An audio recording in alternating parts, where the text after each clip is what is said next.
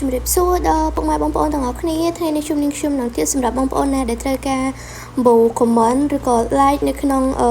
វីដេអូឬក៏ post នៅក្នុង Facebook របស់យើងចំពោះការបូ comment like នេះផងដែរគឺអត់មានអីពិបាកទេដោយគ្រាន់តែយើងត្រូវការ link របស់ post ក្នុងបណ្ណងឲ្យក្នុងការបាន link ហ្នឹងយើងគ្រាន់តែ copy link នៃការpost របស់យើងដែលយើងត្រូវការបូហ្នឹងយកមក copy link ហ្នឹងយកទៅដាក់ក្នុង website របស់យើងហើយក្នុងការ copy link ហ្នឹងយើងគ្រាន់តែចុចពាក្យ share ឧទាហរណ៍ថានេះខ្ញុំយកវីដេអូនេះខ្ញុំ copy link វីដេអូហ្នឹងឧទាហរណ៍ថាយើងចុចកន្លែង share នេះមកបន្ទាប់មកយើងនឹងឃើញពាក្យ copy link នៅខាងក្រោមគេយើងចុចពាក្យលើ copy link ហ្នឹងមកបើន័យថាយើងបាន copy link វីដេអូហើយហើយអីដែលយើងត្រូវធ្វើបន្ទាប់ទៀតគឺយើងត្រូវចូលទៅក្នុង Safari ឬក៏ Google ដើម្បី search ពាក្យថាសបាយ SMM ចំពោះ Safari ឬក៏ Google នេះផងដែរបងប្អូនដែលប្រើ Android គឺមាន Google ឬក៏ Chrome ស្រាប់ប៉ុន្តែ iPhone គឺត្រូវចូលទៅក្នុង Safari សិនបងប្អូន search ពាក្យថាសបាយ SMM ទៅមក .com បងប្អូន search ឲ្យអស់ចឹងមកបន្ទាប់មកបងប្អូនចុចពាក្យ search នៅខាងស្ដាំដៃនៃ keyboard ហ្នឹងមកបន្ទាប់មកយើងនឹងឃើញ website មួយនៅខាងលើគេដែលមានឈ្មោះថាសបាយ SMM ជាមួយនឹង logo តុក្កតាយើងឃើញ website ហ្នឹងមួយតែមួយគត់ទេបើសិនជាបងប្អូន search ធំពាក្យថាសបាយ SMM បងប្អូននឹងឃើញ website ផ្សេងឬក៏ website គេផ្សេងអីចឹងទៅប៉ុន្តែបើបងប្អូន search ដល់ពាក្យ .com បងប្អូននឹងឃើញ website មួយដែលយើងចង់បានតែប៉ុណ្្នឹងឯងឧទាហរណ៍ថាយើង search ពាក្យសបាយ SMM ចឹងទៅយើងឃើញ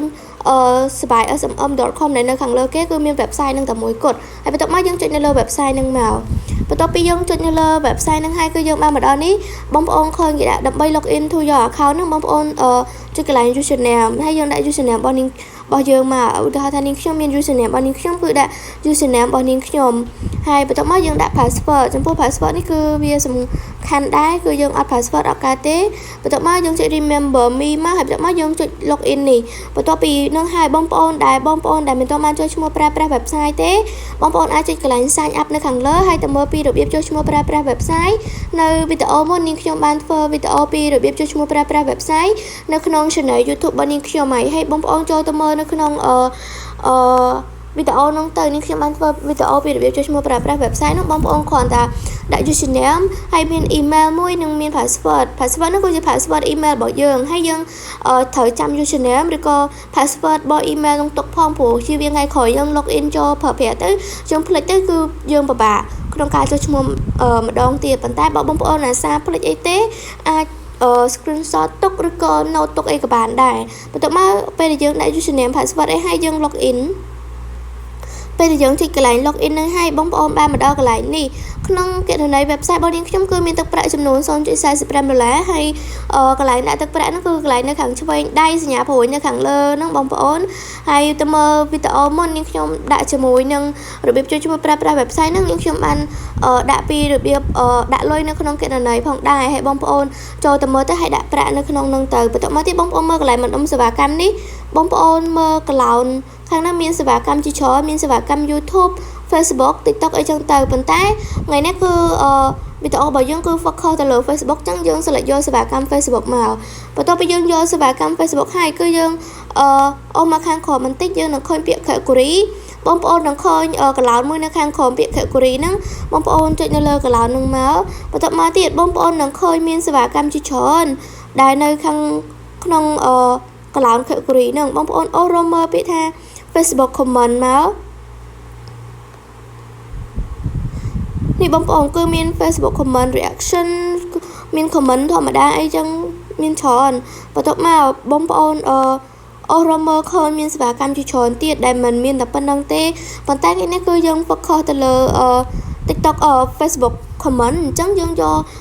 Facebook comment មកគឺយើង comment reaction នេះបន្ទាប់មកទៀតមកដល់កន្លែង service គឺមានកន្លោននៅខាងក្រោមនឹងដូចកន្លែងខាងលើដែរយើងចុចនៅលើកន្លោននឹងដូចគ្នាមកពេលដែលយើងចុចនៅលើកន្លោននឹងហើយបងប្អូនឃើញមានតម្លៃសេវាកម្មមួយរបស់វាគឺមានតម្លៃខុសគ្នាឧទាហរណ៍តម្លៃទី1មានសេវាកម្ម$1សេវាកម្មទី2មានតម្លៃ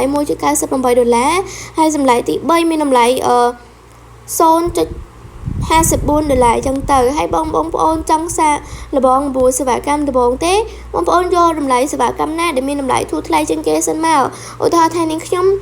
យកតម្លៃទី1នេះគឺជា comment បែប reaction like មេដៃបងប្អូនហើយទី2មាន comment reaction បេះដូងបងប្អូនចុចនឹងមកបងប្អូនឆ្លាញ់ comment មួយណាបងប្អូនយក comment មួយនឹងមកតែនេះខ្ញុំសាកយក comment រូបមេដៃនេះសិនមកបន្ទាប់មកទៀតមកដល់កន្លែងនេះគឺយើងត្រូវដាក់ link គឺយើងបាន copy ពីដើមវីដេអូហើយអញ្ចឹងយើងគ្រាន់តែផាស link ដែលយើងបាន copy ពីដើមវីដេអូហ្នឹងដាក់ចូលនៅក្នុង cloud ហ្នឹងមកពេលដែលយើងផាស link ហ្នឹងហើយគឺ link ហ្នឹងលោតចូលទៅក្នុង cloud ហ្នឹងមកដល់ cloud ខាងក្រោមគឺជាចំនួន comment reaction ដែលយើងត្រូវដាក់បងប្អូនចង់បាន comment reaction ពីប៉ុន្មានទៅបងប្អូនអាចដាក់ពីចំនួន20 reaction ឡើងទៅហាមក្រុម20ហ្នឹងគឺក្រុម20ហ្នឹងគឺវាអត់ connect ឲ្យយើងទេបងប្អូនអញ្ចឹងយើងគ្រាន់តែចុចនៅលើ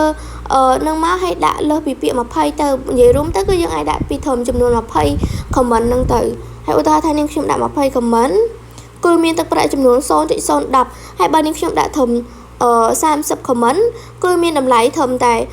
0.016 ទេកន្លែងឆាច់ខាងក្រោមហ្នឹងគឺវាលោតចំនួនទឹកប្រាក់ដែលយើងត្រូវចំណាយទៅលើ30 comment ហ្នឹងស្រាប់ឲ្យយើងអត់មានអីពិបាកដែលយើងត្រូវថាអូយើងចំណាយប៉ុណ្ណេះយើងត្រូវចំណាយថវិកាប៉ុន្មានគឺយើងដឹងនៅខាងក្រោមហ្នឹងស្រាប់បន្ទាប់មកបងប្អូនឃើញ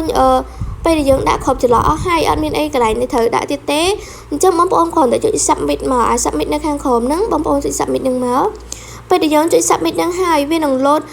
ផ្ទាំងពណ៌ខៀវបែបនេះបានន័យថាការបញ្ជាទិញសេវាកម្មរបស់យើងហ្នឹងគឺជោគជ័យរួចដល់ជាការស្រេចហើយបើបងប្អូនមានចម្ងល់កន្លែងណាអាច comment នៅខាងក្រោមវីដេអូបានព្រោះនាងខ្ញុំនឹងចូលទៅឆ្លើយតប comment របស់បងប្អូនបានបើសិនជាមានចម្ងល់ហើយវីដេអូយើងគឺមានតែប៉ុណ្្នឹងទេសម្រាប់ការ boost comment reaction នៅក្នុងវីដេអូផុសរបស់យើងហើយបើបងប្អូនចង់ដឹងពីរបៀប boost សេវាកម្មផ្សេងទៀតបងប្អូនកុំភ្លេចចុច subscribe នៅលើ channel YouTube របស់នាងខ្ញុំហើយចាំជួបគ្នានៅវីដេអូក្រោយហើយវីដេអូយើងគឺមានតែប៉ុណ្្នឹងទេអរគុណជម្រាបលាបងប្អូនទាំងអស់គ្នា